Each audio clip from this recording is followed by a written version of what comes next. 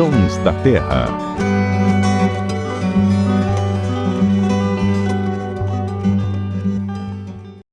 Olá, tudo bem? Está começando mais um Sons da Terra e hoje mais do que especial. Nós estamos na roça, isso mesmo, no sítio São Bento, aqui em Indaiatuba, e um cenário maravilhoso, né, Nanda? Maravilhoso. Agora, especificamente fim de tarde, né? Mas a gente vai ter outros episódios especiais Isso é uma por série aqui. de entrevistas, né, que Resolvemos sair do estúdio um pouquinho, explorar esse novo respirar, ambiente. ver as aves de perto. E nós estamos aqui no sítio São Bento, como eu disse, a convite de um telespectador e passarinheiro famoso aqui na região de Campinas, que é o Rubens, é isso? Rubens Galdino. Eu falo que ele faz parte da família TG, né? Tem um pessoal daqui da região de Campinas que eles são bem fiéis ao programa, contribuem, colaboram, dão sugestão de pauta e estão nos recebendo aqui hoje. Pra gente é uma honra. E nessa série de entrevistas, de bate-papo aqui, nós vamos conversar com o Rubens, ele vai contar um pouquinho desse lugar. Inclusive hoje, né, ele fez já um registro inédito, né? Um Ele, lifer. Mas ele não vai vou contar, contar, não vou ele vai falar. contar suspense, que fez aqui na região. Nós estamos próximo, inclusive, do aeroporto aqui Viracopos. de Viracopos, né? Mas apesar disso, o silêncio, né? É muito tranquilo por aqui, tem muitos bichos. Tem uma abelhinha aqui. Já tá aí, é isso? Já tá aí. Tem mel? Muito mel, né? Aqui tem um comedouro. É um lugar muito bacana, muito bonito. E hoje nós vamos abrir essa série de entrevistas falando com uma pesquisadora, né, Ananda? Muito especial. Muito. Que ela já participou com a gente aqui, inclusive no período da pandemia. Nós fizemos uma reportagem Pois é. remota com ela, né? Completamos, né, uma reportagem remota, né? E você deu um spoiler aqui, você falou que a gente está perto do aeroporto, né? Viagem. Então, acho que tem a ver com o nosso tema aqui sobre espécies que viajam, que aparecem de repente, né? São aves migratórias. E a nossa convidada vai falar sobre esse tema. Vamos apresentar então a Carla Barbosa, que é pesquisadora da Unesp, lá de Rio Claro, né? Bem-vinda, a Carla, e obrigado por atender o nosso convite. A gente está ensaiando esse encontro faz tempo, né?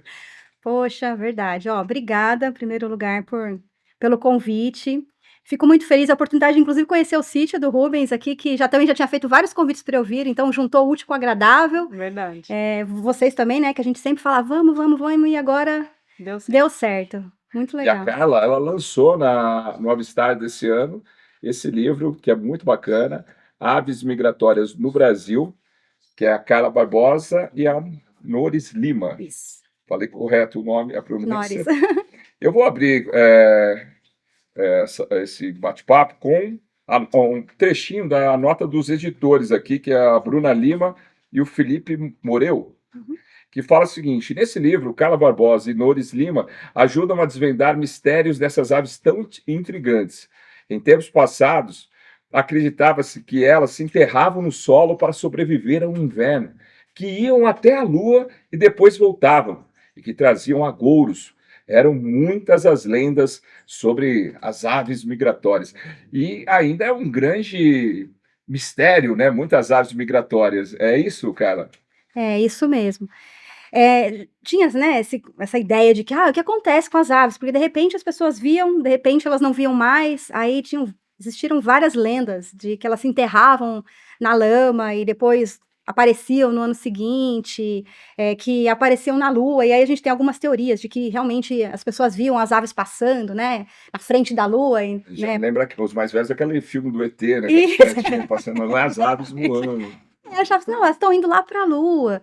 E aí, né, foram várias tentativas de tentar entender, até que no ano assim, de 1700, descobriu-se uma cegonha com uma flecha, e ela estava viva, no pescoço, e essa flecha, assim, falaram assim, mas espera, essa flecha não é daqui da região, era de uma tribo indígena lá da África, mas como que veio parar aqui na Europa? Então, foi nesse momento que falou assim, não, pera, tem coisa errada aí, né? E aí começou a entender, e depois descobriram mais umas 30 coitadas que sobreviveram com essas flechas, mas aí viram que os bichos não paravam, né, numa única região, que elas iam para uma região e depois voltavam para aquele mesmo local, ou para um lugar similar, para fazer a sua reprodução, né, para voltar para sua casa. É como se fizessem realmente uma viagem, um passeio de férias, e depois voltassem para casa todos os anos. E essas aves, elas, não importa o tamanho, né? Tem ave pequena que faz uma viagem épica, né? Pelos continentes, né? E tem outras que são maiores, também fazem esse tipo de viagem, né? Sim, eu falei da cegonha, mas tem gaviões, né, que fazem, que são mais conhecidos, por exemplo, na Europa, na África, que fazem essa migração. Aqui na América do Norte, nós temos a águia pescadora, por exemplo, né, que faz essa migração de longa distância. Os maçaricos, né, da praia, mas também temos passarinhos pequenos, desde ah, o bem de viajado, já vou dar aqui. A gente vai falar sobre essa história, que foi uma pesquisa que o Terra acompanhou desde o começo, né? Sim, a tesourinha, né, que a gente encontra, algumas andorinhas tão pequenas, né? Eu ia falar da andorinha, porque o Terra da Gente, o Ciro, fez um clássico que foi a Rota do Sol, né? Da andorinha Foi a azul. Rota das Andorinhas, né? Que é uma ave inspirada, o trio Parada Dura, tem a música das andorinhas, né? É uma ave clássica de migração, né? Migração. É a que é mais, assim, mais comentada, mais citada. E aí também vem um alerta para a gente, né, que gosta das aves migratórias. A gente conhece só algumas espécies que são ícones, assim como as andorinhas, assim como a águia pescadora, ou as aves, né, do litoral, que são as aves limícolas, né, os maçaricos. Mas temos outras que vêm para a cidade, que você pode encontrar num parque urbano. E então, assim, é muito diverso. E também existem migrações longas, que são essas, né, que saem de uma região, por exemplo, como América do Sul e vai para América do Norte. Tem outras migrações mais locais, que fica só dentro da América do Sul. Tem outras que a gente chama de altitudinal, que é daquelas que sobem montanhas e descem montanhas em determinadas épocas do ano. Então, são várias migrações diferentes, não, cada espécie tem aí o seu tipo de migração. E o que a gente podia falar, assim, muita gente, existe muito enigma, né, e muito mistério nessa questão da migração, o Paulo leu aqui essa introdução dessas lendas, desperta o imaginário, né, mas quais são vários motivos para cada espécie, eu imagino que seja algum tipo específico, quais são os motivos que levam a ave viajar, né, sair nessa temporada de férias, ou migrar, seja para próximo ou para tão distante assim? Temos vários motivos, mas o principal é em busca de alimento. Então, Mais do que reprodução? é porque a reprodução, assim, a gente diz que a casa dela é onde ela se reproduz. Então, ela se reproduz, por exemplo, vamos pegar essas da América do Norte, que fica mais fácil da gente entender. Quando elas se reproduzem lá, mas aí quando começa a ficar muito frio, elas descem e ficam para uma região mais quente, né? E aí voltam para se reproduzir na mesma região quando ela está mais confortável. Uhum. Se a gente for pensar outro motivo, né, que também há chuvas que liberam muitos insetos. A gente vê que na época de chuvas a gente tem muitos insetos. Acho que a gente também já falou nisso no Terra da Gente sobre os suiriris, por exemplo, que tem muitos insetos, né, na época de chuva e que eles são encontrados mais aqui. Então tem muita essa relação da alimentação, do clima, né? Então aí a gente inclui chuva, a gente inclui temperaturas mais amenas e mais extremas. São os principais motivos que levam uma espécie a migrar. E o que faz, assim, porque a ave migratória, né, ela já tem, é um instinto, isso já tá nela, faz parte, sabe que tem que fazer esse trajeto. E já emenda a pergunta da Amanda, como que ela conhece, o filhote vai com o pai, vai com a mãe junto, ou ela já nasce com o GPS pronto? Então, tem espécie que vai com o pai, que vai com a mãe, e tem outros que meio que nasce com o GPS pronto. Algumas espécies as cegonhas, por exemplo, elas seguem os pais. Existem projetos, inclusive, que mostram, não aqui no Brasil, né, projetos principalmente nos Estados Unidos, que eles, para treinarem justamente esses filhotes, eles usaram aviões, e aí para seguir o pai, que foi quem criou, que na verdade é uma pessoa, né, então era um projeto de reintrodução desses bichos. Então tem aquela coisa de seguir um líder, então pode ser o pai ou um grupo. As tesourinhas, a gente encontra na cidade tesourinhas, mas em época de reprodução, de migração, elas vão em grupos. Então, se você tá lá na Amazônia, esses bichos que saem aqui do sudeste do Brasil, você consegue ver bandos passando. Enquanto você vê aqui dois, né, indivíduos juntos, lá você vê grupos. Em algum momento, né, que a gente não sabe exatamente quando, mas eles se juntam e seguem caminho lá para o lado da Colômbia, né, passando pela Amazônia. Então, lá ficam grupos gigantescos, de centenas de indivíduos. Você falou uma vez para uma entrevista para a gente sobre o suriri, né? O suriri mesmo é um mistério, né? Porque ele não migra de lugares longe, né? E nem todo mundo, nem todos migram, né? O suriri ainda é um mistério, a gente não tem dados, né, concretos de estudos mais aprofundados. O que a gente percebe é que em algumas regiões os indivíduos estão o ano inteiro, então provavelmente parte da migração, parte da população migra, que a gente chama de migração parcial.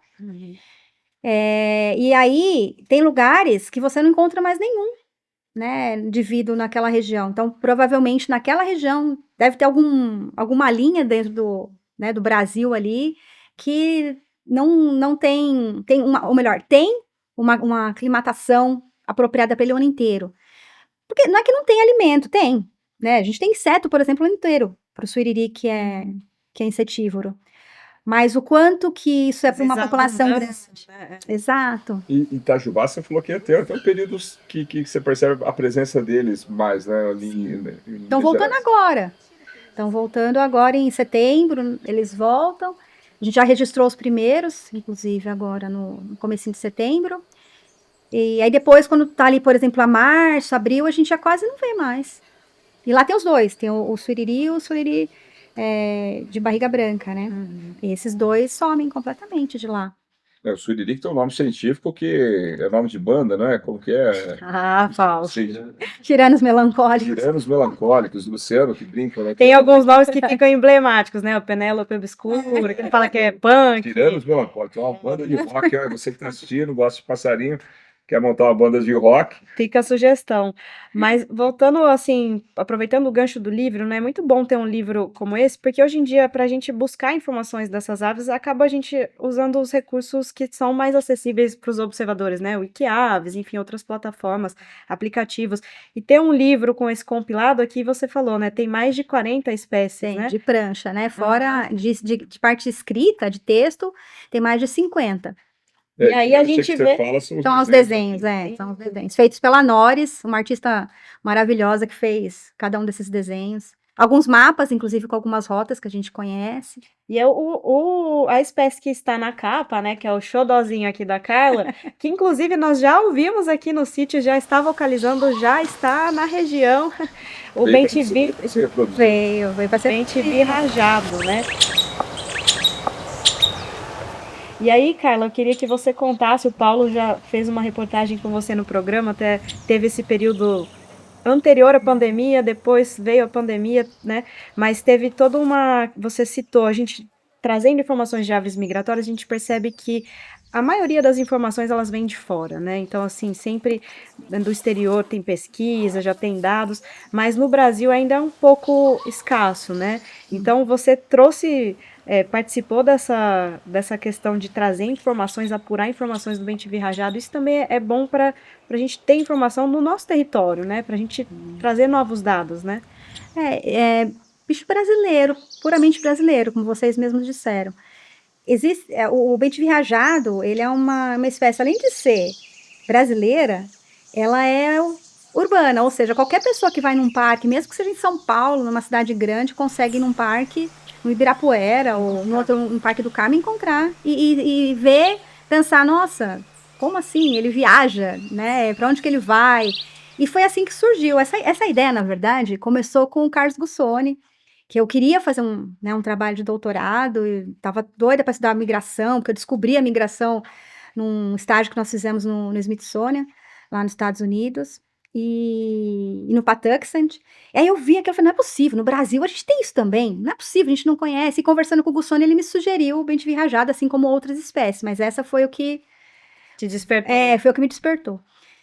E o bem-te-vi rajado, como eu disse, ele é uma espécie que a gente pode encontrar em qualquer lugar, mas já começa aí o desafio, né? A gente estava comentando sobre desafios. Só para quem está começando a observação, ele tem o nome de bem-te-vi, mas ele é bem diferente a plumagem, né? Ele faz jus ao rajado da plumagem. O tamanho dele é mais ou menos igual ao do bem-te-vi comum, né? Desse que a gente conhece, amarelinho, mas ele não é um bem-te-vi, ele é parecido. Você pegar o formatinho assim do corpo, mais ou menos, ele é parecido, sim. E aí vem um desafio. É um bicho de Porque uma coisa é saber que o bicho tá aqui, outra coisa é estudar o bicho, né? Exato. Outra coisa é estudar, outra coisa é você falar assim, bom, agora eu vou investir energia, tempo. E aí cabe aquilo que nós estávamos falando, né, de como é que faz, como é que eu faço para conhecer um bicho tão, né, tão comum. Uhum. E de repente eu olhei e falei assim, tá, o bicho fica lá no alto. Como é que faz para pegar esse bicho? E pensamos, ficamos aí meses fazendo testes, até que o Thiago pensou, vamos fazer um fantoche. O Thiago, Meu marido, Thiago Thiago Bernassi, Barbosa, o que Bavernaschi, Barbosa, meu filho. que é que nós vamos contar a história dele nos próximos programas. também aqui, vai né? estar aqui com a gente. O Thiago, ele falou assim, vamos tentar fazer um fantoche. E ele é bom, né, em pintura. O Luciano Lima também, na época, falou assim, por que vocês não fazem? Aí juntou. Luciano Uma ideia com a comentou, outra. eu falei, não, acho que essa ideia vai dar certo. E não é fácil, nós fizemos vários testes, aí foi uma pintura de um bonequinho, até no Terra da Gente ele A aparece. gente tá mostrando as imagens agora Legal. aí. Era um bonequinho bem parecido, assim, né? A gente tentou. Essa reportagem, o que me chamou a atenção foi justamente quando o Paulo ele falou assim, parece um fantoche, mas a intenção é o contrário, não é espantar, é atrair, né? Exatamente. E a gente, o que nós fizemos? Nós colocamos a voz, né, a reprodução do som do Bem-te Viajado, nesse fantoche. E o bicho, ele é muito, para nossa sorte, para captura, ele é muito territorialista. E quando ele via aquilo ali, ele falou assim, eu vou pegar. Então a gente colocava atrás uma rede, levantava a rede aí a 3, 4 metros. Primeira vez eu lembro que a gente não conseguiu pegar nenhum. Foi numa época, foi em setembro, eu acho, que eles estavam chegando, eles ainda estavam ali, sabendo se eles iam usar aquela árvore, se eles não iam, então eles Até ainda porque se o bicho também tá num período reprodutivo, ele tem que saber onde que ele vai gastar a energia dele, né? Exatamente. E aí foi em outubro, novembro que nós gravamos, e aí eles já estavam bem responsivos, porque eles queriam, né, reproduzir, já estavam com um território bem formado, então foi quando eles caíram na rede. E era isso, a gente colocava o som, colocava esse fantoche, levantava uma rede muito alta. E eu lembro dos estudantes lá do Tabo Arthur, Rafael. Todos que se tornaram biólogos, já deram entrevista na Terra da Gente. E eram 2019. eu não lembro a data, mas eu lembro de todo mundo o sacrifício para segurar aquela rede lá, que não era fácil, era alta, né? E para quem não entende, só para explicar, a rede de neblina, ela é uma rede fininha, que a gente coloca, geralmente, baixa, né? Até 2 metros de altura, 2,5 metros, então ela fica do chão até uns 2 metros de altura. E ali as aves passam sozinha e caem sozinha. Para esse, não adiantava eu colocar uma rede baixa, eu tinha que levantar. Então nós fizemos todo um esquema com roldanas para levantar, tudo criação. Né, com roldanas para a gente levantar a rede e pôr. Que era um trabalho científico, de pesquisa, sim, né? Com todas as autorizações. Inclusive, essa captura foi feita dentro da Unesp de Rio Claro. Né? Sim, dentro do campus da Unesp. A gravação foi feita toda lá. Para fazer um trabalho desse, não é simplesmente a gente chega lá e fala, oba, demora, é um processo de autorizações, tanto com o ICMBio, né, com o CEMAV, a gente pede autorizações, tem o CISBio também, então são várias etapas, tem o comitê de ética que passa todo trabalho de pesquisa que envolva a vida animal ou vida humana, você é obrigado a passar por um comitê de ética, então e assim, para quem não viu a reportagem na época, né, a gente está contando aqui, está dando esses detalhes de como que é essa dificuldade, os desafios, mas assim, para que, né, usar a rede, para que capturar, qual que era o objetivo ali, o que vocês tinham que fazer com essas aves? A gente queria entender para onde que ela ia. E por que isso é importante, né? Por que é importante a gente entender para onde uma espécie vai? É só para a gente saber migração? Não. Eu diria até que para algumas espécies é questões de conservação. Pode não ser o caso dele, porque a gente ainda não sabia, mas a gente só vai saber depois que a gente tiver os dados. Mas existe casos de estudos de migração que você percebe que você fala assim, nossa, a população é grande, ela ocorre no Brasil inteiro. E de repente você vê que não é, na verdade a população é pela metade quase, né, se a gente for para pensar, porque uma época do ano ela está num lugar, e a outra época ela está no outro. Então será que realmente ela ocorre? Boa, que eu lembro dessa reportagem que você falava que era pesquisar o que é comum, né, para que continue comum, algo exatamente, assim. Exatamente, é isso mesmo que eu sempre penso. Eu gosto dos bichos comuns porque eu quero entender os comuns para que eles se mantenham comuns. Claro, os bichos ameaçados eles são super importantes, mas não desmerece o bicho comum.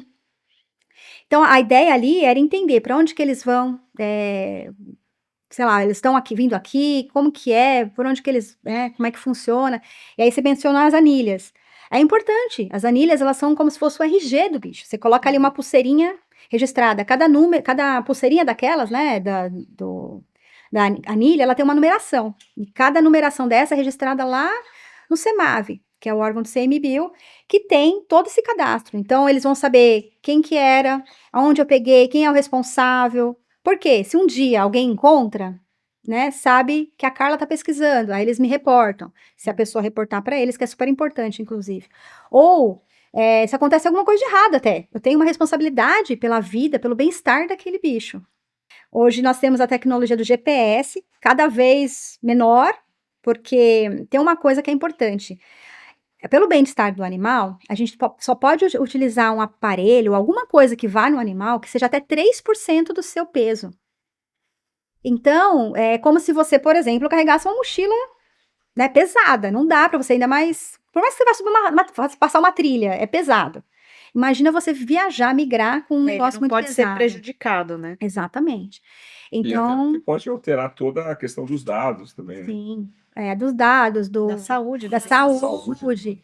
Então, você tem a anilha já. Não pode esquecer que mesmo que ele tenha um GPS, um aparelhinho lá que a gente coloca nas costas dele, geralmente como uma mochila mesmo, se for bicho grande nas asas. No caso do pente ferrajado, é como se fosse uma calcinha, né? Uma bermudinha que a gente coloca, encaixa uma linha nas pernas deles. E vai ali. Só que o GPS ele tá evoluído, ok. Mas, para esses bichos pequenos, ele ainda não transmite sinal. Tá? Agora os novos estão quase lá. Naquela época já estava. Não, já estava começando, assim. E ele pesava 1 grama, esse GPS. Aí, o que era a questão? Tinha que pegar, colocar esse aparelho, deixar ele embora, Esperar ele voltar. esperar ele voltar, torcer para ele voltar para o mesmo lugar e para ele voltar, e para o aparelho funcionar. Isso que eu ia te perguntar, ele volta sempre na mesma árvore? Porque eu lembro que lá a gente pegou um que parece que voltava na mesma árvore, né, para se reproduzir. Era um casal. Mas não é regra, né? Uh-uh. Tem aquela outra reportagem que a gente fez era um Tuju também, né? Não lá em Pedreira, Isso. que ele voltava sempre na mesma árvore, né? Altos de volta, né? Tem algumas espécies que fazem isso, mas o bem-te-vi eu não lembro. Então tinha que contar com a sorte ainda. Então, olha, depois desse trabalho que nós fizemos com o GPS, eu ainda consegui outros dados, né? Porque eu estudei, assim, fielmente, né? De 2016 até 2021, quase 2022. Então, foram muitos anos fazendo levantamento de dados. O que a gente percebeu é que uma boa porcentagem volta. Uma boa porcentagem que eu diria é o quê? 53%. Volta no mesmo? No mesmo lugar, assim, na mesma árvore. No máximo, no mesmo conjunto de árvores. Eles voltam. O macho volta mais do que a fêmea. Isso tem uma explicação, porque o macho geralmente conhece o território, ele tem que proteger o território, então ele já sabe que aquele território funciona. Mas nem sempre é o mesmo casal. Então, às vezes a gente fala, ele estava aqui ano passado. Mas você vê que é um outro casal que se formou.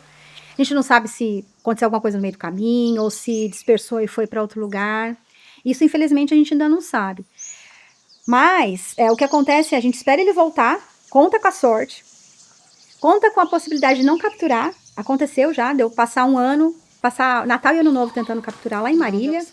E não deu certo. Chegou no ano seguinte, ele voltou de novo com o GPS. Eu falei, não é possível. Fui lá, fiquei mais uma semana e não conseguia pegar o bicho.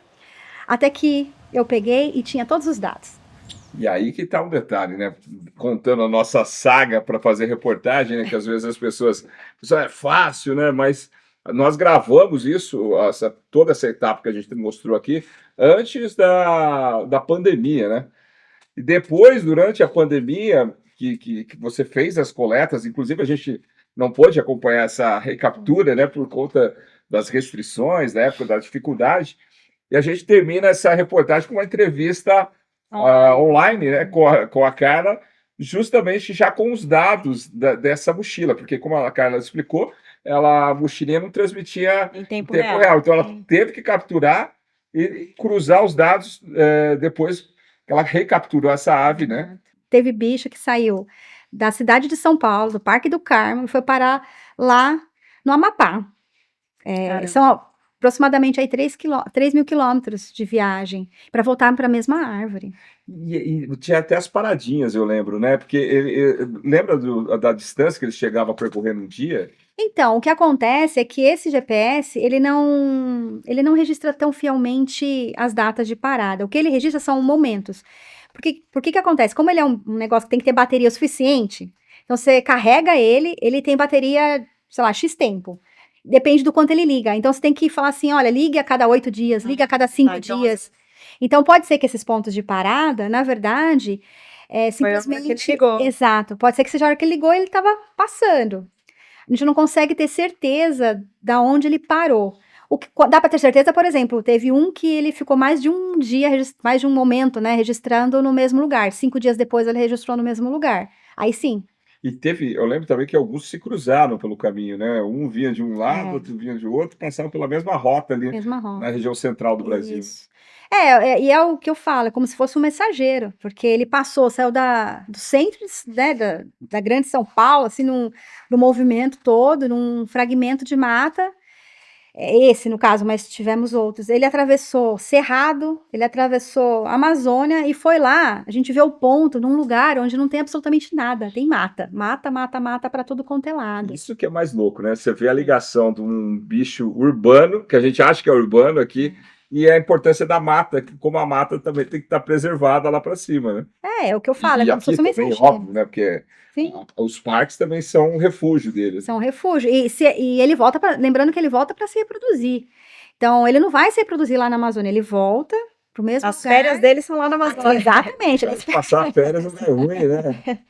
Não, mas o que eu mais acho que me fascina também, que me chama a atenção nessa questão das aves, é justamente isso, porque às vezes a gente está observando aqui no quintal, num parque urbano, e a gente acha que a gente esquece, né, que as coisas estão interligadas, né, e de repente a gente está aqui na Mata Atlântica, mas a gente está ligado com a Amazônia, porque tem aves que vêm de lá, ou aves que vão daqui, que, né, Exatamente. pra E lá, aí, quando a gente fala, você fala, mas que o desmatamento vai o prejudicar, né? que tem a ver com a gente? Que não tem tudo a ver, né? Tudo a ver. Você percebe por uma ave, né? Um bom exemplo é o bem-tive rajado. E outra coisa curiosa que é uma ave pequena, né? Se a gente está falando... 40 gramas, 40, 45 gramas, muito pequenininho. Cara, olha a distância que esse bicho voa, é impressionante. E é uma coisa que eu falo que é importante na migração também, eu faço a comparação de uma viagem nossa. Você fala assim, vou viajar, estou aqui programado para viajar 3.000 quilômetros, né, que seja 500 quilômetros, mas eu sei que só tem um posto de gasolina, ou 2 no meio do caminho, eu vou abastecer o carro aqui, e vou parar. Planeja, né? Você se planeja, você fala assim, eu vou abastecer em tal lugar, porque eu sei que nesse caminho tem um posto de gasolina. Chega lá nesse posto, cadê o posto? Fechou. Só que você não tem combustível para chegar até o próximo. Como é que faz? Eles também, se eles não têm alimento onde eles precisam parar, que a gente chama de pontos de parada, ou eles morrem de fome. Então, o que acontece muito com os maçaricos, tem mais pesquisas, em algumas regiões, eles chegam, não tem nada, eles morrem, porque não tem aonde eles conseguirem alimento. Força, né? Tira força, você precisa estar carregado. As aves migratórias, quando elas vão migrar, elas se preparam também. Essa preparação que a gente faz para uma viagem, elas fazem como? Acumulando gordura. Então, se um período pré-migração, então, sei lá, dali 15 dias ela vai migrar, você pega uma ave dessa que vai migrar, ela tem aqui assim, a gente chama de fúrcula, né, que é essa parte aqui, uma camada de gordura, você consegue ver uma coisa amarela assim por debaixo da pele.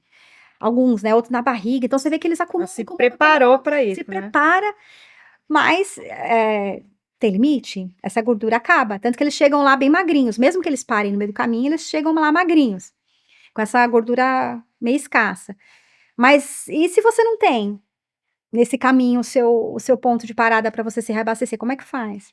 Por isso é importante preservar todos os biomas, né? Não adianta de concentrar só em um, a preocupação, inclusive nós aqui, nós estamos na região sudeste, porque a gente muitas vezes esquece, a gente aponta muito o dedo para o Amazônia, para o Pantanal, mas esquece que a Mata Atlântica é um dos biomas mais ameaçados do mundo, né? Porque especulação imobiliária, enfim, um monte de coisa.